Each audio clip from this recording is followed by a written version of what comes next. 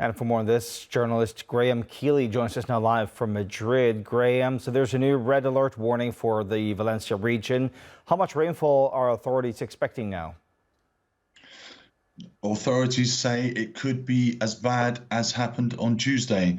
They have been going around with loud hailers and with police alarms telling people to get onto higher floors of their buildings and not to leave their homes.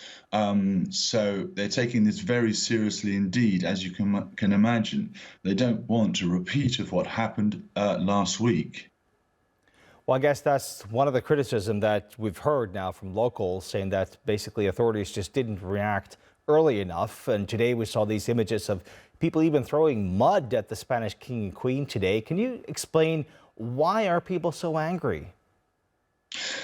These were extraordinary scenes. People are so angry for two simple reasons.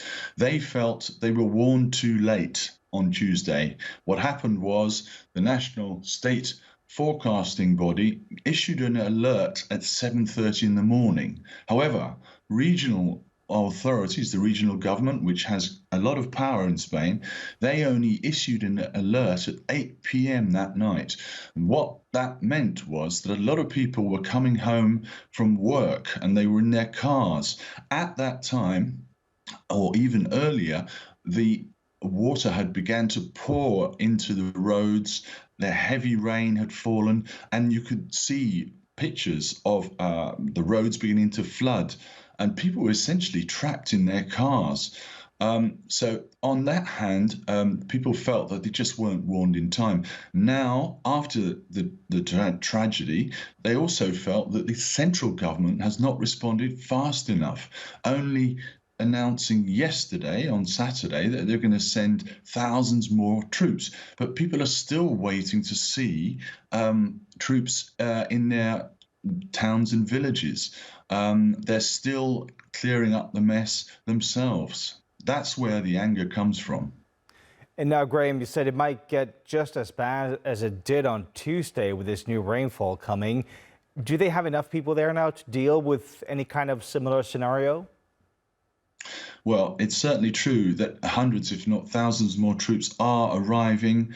There are police in the area, and people are obviously wise to what happened. So they're not going to stay around on the ground floors. They're not going to go out in their cars. And I've seen video of empty streets, completely deserted streets. So you would think that people would be wise and the authorities would stop a repeat of what happened on Tuesday. Have you ever seen any similar kind of scenes in Spain? I mean, the royal couple, I mean, sure, they're not like, you know, the most popular couple in the country, but for people to even throw mud at them? Not at all. These were, as I say, extraordinary scenes. But I have to say, I do think that some of the anger was directed at the politicians who were also with the King and Queen. That is the Prime Minister, Pedro Sanchez, and the Valencian leader, Carlos Mazón. They quickly retreated, but perhaps to his credit, the King carried on trying to talk to people and managed to hold some conversations with people. The Queen also, though she was speckled in mud, was visibly upset.